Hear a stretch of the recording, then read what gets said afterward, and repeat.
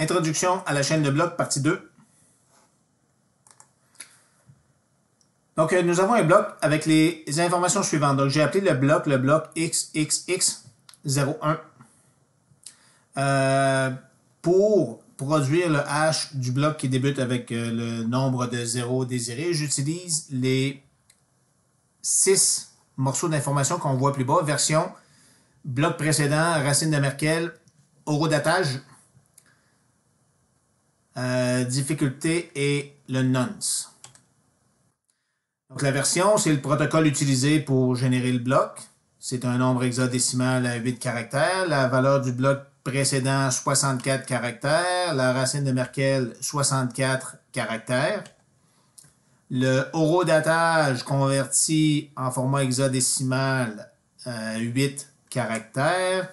Le nombre de bits, c'est une valeur demandée de puissance informatique ou de niveau de difficulté de façon à ce que le bloc puisse intégrer la chaîne. 8 caractères hexadécimaux aussi. Et le nonce, c'est un nombre que les mineurs doivent trouver de façon à produire le hash final qui commence par le nombre de 0 désiré. Ça se trouve seulement par essai-erreur. C'est ce qui demande beaucoup de puissance informatique. On prend cette information-là, on les passe dans le hachoir. Okay, hachage, hachoir. C'est vraiment le terme hash, ça vient vraiment du hachage de légumes. C'est vraiment démolir en petits morceaux. Okay? Et la routine de hachage cryptographique ne produit jamais 2 fois le même résultat avec un point de départ différent. Donc, si je prends un meuble en bois et que je le hache en 1000 miettes en donnant des coups de hache d'une façon assez précise, ben, 2 meubles différents vont me donner un éparpillement de morceaux de bois sur le plancher complètement différent. Maintenant, exactement le même meuble dans le même format, si je donne toujours mes coups de hache exactement de la même façon dans une pièce où il n'y a pas de vent, rien, le même morceau, le même meuble va toujours me donner un éparpillement de morceaux de bois identiques. Donc, le hachage, le hachoir, le hachage cryptographique fonctionne de cette façon-là. Pour que le bloc soit accepté dans la chaîne, il faut que celui-ci débute par le nombre de 0 approprié.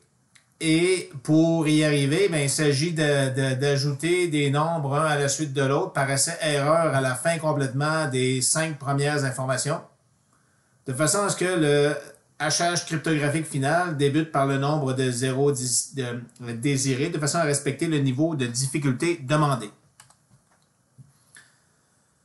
C'est la recherche du nonce qui est effectuée par les mineurs. Les mineurs se récompensent pour avoir réussi. Donc, dans un réseau, la chaîne est partagée. La chaîne, c'est comme un enregistrement de toutes les transactions dans le passé. Si moi, je veux être membre actif du réseau, je me procure un ordinateur et un site Internet où est-ce que je peux héberger la chaîne. Et là, je suis toujours au courant des nouvelles transactions qui arrivent. Quand un nouveau bloc est sur le point d'être miné, bien, à la fin de toutes les transactions, je rajoute 10 bitcoins à moi-même. Et là, j'essaie de chercher le nonce qui produit un hash qui débute par 19,0. Si j'y arrive, ben dans ce bloc de transaction-là, il y a 10 bitcoins qui m'appartiennent. 10 nouveaux bitcoins qui sont maintenant à moi. Si c'est un autre mineur qui réussit à trouver le nonce qui produit un hash qui débute par 19,0, ben le bloc de transaction qui vient de s'ajouter à la chaîne décrit une transaction du système vers le mineur gagnant. Donc, c'est de cette façon-là que la monnaie est créée. C'est lorsque des mineurs réussissent à produire un hash qui débute par le nombre de 0 désirés avec un nouvel ensemble de transactions. La racine de Merkel, c'est un résumé des transactions dans le bloc. Si je vais sur btc.com, par exemple, et que je clique ici sur j'ai bloc précédent, bloc suivant, racine de Merkel. Okay, quand je clique sur le bloc ici, j'arrive ici. J'ai la racine de Merkel du bloc. La racine, ici, j'ai l'ensemble des transactions du bloc. Okay? La racine de Merkle, c'est simplement le hachage cryptographique de toutes ces transactions-là ici. Donc, chaque transaction ici a été hachée.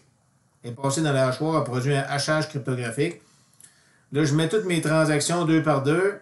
Je produis le hash 256 de toutes mes transactions. OK? Je les mets deux par deux, je produis toujours un nouveau hash, pouf, pouf, pouf. Je réduis toujours mon échantillon par deux à chaque fois que je produis un hash. Jusqu'à ce qu'il me reste un seul hash 256. Et ça, c'est ma racine de Merkle. Si je m'en vais modifier, si je vais modifier une des transactions à l'intérieur d'un bloc, bien là, je viens de fausser le hash final du bloc. Et c'est très facile pour le reste du réseau de démontrer que cette transaction-là est invalide. Parce que si on retourne avec l'ensemble des transactions précédentes, ben là, mon bloc à moi, le bloc que j'obtiens débute par 19,0. Donc, si j'ai le mauvais nonce, j'ai pas un bloc qui débute par... le bloc ne sera jamais accepté par l'ensemble le restant du réseau parce que le bloc ne débute pas par le nombre de zéros désirés. Et si, une fois le bloc créé, j'essaie d'aller modifier des transactions à l'intérieur du bloc, bien, je viens de fausser le hash du bloc. Le réseau n'acceptera jamais le bloc que je pourrais lui suggérer parce que là, j'ai pas le hash parce que le hash que j'obtiens ne débute pas par le nombre désiré de 0. Comment est-ce que la chaîne, comment est-ce que les blocs s'enchaînent? Ben, les blocs s'enchaînent de la façon suivante. Donc, je prends le bloc XX01, j'en produis le hash accepté par le réseau. Le hash du bloc XX01, c'est le bloc précédent. C'est le hash du bloc précédent du bloc XX02.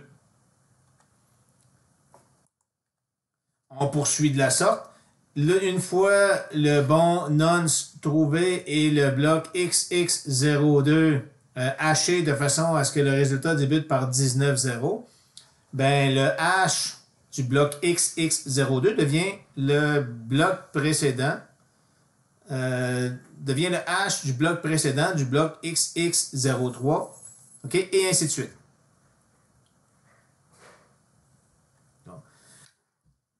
Supposons que nous ayons la chaîne suivante. Okay, j'ai 4 blocs ici, XX01, XX02, XX03 et XX04. Chacun des blocs contient l'information qui est facilement retraçable. Et chacun des blocs se résume avec un hash qui débute par 19,0. Et le hash du bloc précédent est toujours incorporé dans le bloc suivant, de façon à ce que les blocs s'enchaînent. Okay, c'est de cette façon-là que les blocs s'enchaînent. Donc, les flèches que vous voyez, ça se trouve être les attaches d'un bloc à l'autre. Supposons que quelqu'un s'en va ici dans le bloc XX01 et vient modifier une des transactions.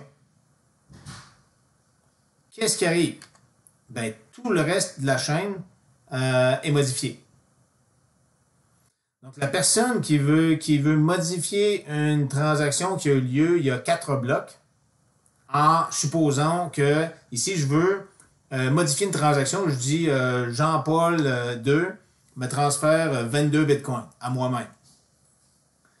Si je veux réussir à faire ça, ben, j'ai besoin de reminer le bloc numéro 1, le bloc XX01, de façon à obtenir un hash qui débute par 19,0. Je l'introduis dans le bloc XX02 en ne modifiant rien d'autre. Je remine le bloc numéro 2 de façon à ce que j'obtienne un résultat qui débute par 19,0. Je remine le bloc XX03. Je remine le bloc XX04. Et là, j'ai réussi. Okay, j'ai réussi à introduire une fausse transaction dans le bloc XX01. Le problème, c'est que si la chaîne est active et que pendant que moi je remine 4 blocs tout seul, le reste du réseau, lui, continue à miner des nouveaux blocs et à ajouter des blocs sur la chaîne. Ben là, pendant que moi, tout seul, je travaillais sur les blocs XX01, 02, 03 et 04, ben le restant du réseau, lui, ajoutait les blocs XX05, 06, 07, 08. Et là, moi, j'ai été obligé de miner 4 blocs tout seul. Il y a des bonnes chances que le reste du réseau, lui, ait réussi à miner encore plus que 4 blocs. Ce qui veut dire que là, la chaîne, il faut que moi, je réussisse à miner des blocs beaucoup plus vite que le restant des autres mineurs, de façon à ce que moi, je réussisse à produire une chaîne qui soit plus longue que tout le monde, parce que la règle, c'est que la chaîne qui est acceptée, c'est la chaîne la plus longue.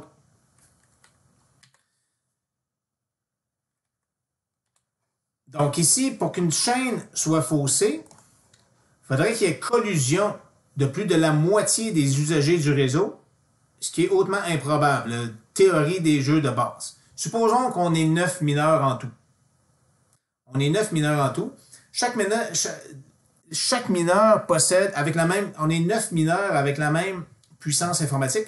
Chaque mineur possède une chance sur 9 de réussir à miner un bloc, okay, d'être le mineur gagnant et de s'approprier les nouveaux bitcoins créés. Là, il y a 4 mineurs qui essaient de former une équipe de façon à fausser la chaîne en modifiant des transactions qui soient à leur avantage dans un bloc qui a déjà été miné. Okay? Et de créer une nouvelle fausse chaîne qui contienne ces fausses transactions-là. 4 mineurs. Ça leur prend un 5e mineur avec eux de façon à être majoritaire, de façon à être certain de battre les autres mineurs pour pouvoir éventuellement produire une chaîne plus longue que les autres. C'est ça la majorité des mineurs qui tentent de fausser une chaîne. Sauf que si Gustave se fait approcher par 4 mineurs qui veulent fausser la chaîne, et que Gustave ici prend conscience qu'il va y avoir 4 mineurs qui vont dépenser toute leur énergie à essayer de créer une fausse chaîne, ben Gustave a tout intérêt à continuer de miner la vraie chaîne. Parce que là, ses chances de gagner viennent de passer de 1 sur 9 à 1 sur 5.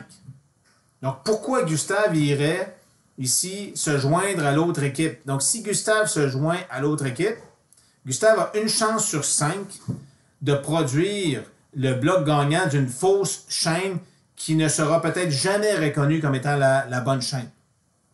Alors que si Gustave ici continue de miner la vraie chaîne, bien, Gustave ici a une chance sur 5 de miner le bloc gagnant de la vraie chaîne. Donc ici, les chances de Gustave, ici, de rapporter de recevoir des bitcoins est beaucoup plus élevée si Gustave continue de travailler sur la vraie chaîne que si Gustave s'en va essayer de fausser la chaîne, ou que si Gustave s'en va travailler sur la fausse chaîne. Donc ici, les probabilités de collusion entre mineurs, de façon à créer une fausse chaîne, est quasi impossible. D'où c'est ce principe-là qui est au cœur de la chaîne de blocs du Bitcoin. C'est ce principe-là qui a fait le succès de la chaîne de blocs du Bitcoin. C'est exactement ce principe-là. Donc, diapositive 43 sur 73. C'est ce principe de base-là qui a fait en sorte que le Bitcoin, c'est la première crypto-devise qui a réussi à survivre, okay, dans la jungle de la monnaie et des transactions financières depuis 2009. Maintenant, quelques explications sur la racine de Merkel. Je vais y revenir plus tard. Je vais détailler la racine de Merkel dans la partie 3 de cette section de vidéo sur l'introduction à la chaîne de blocs.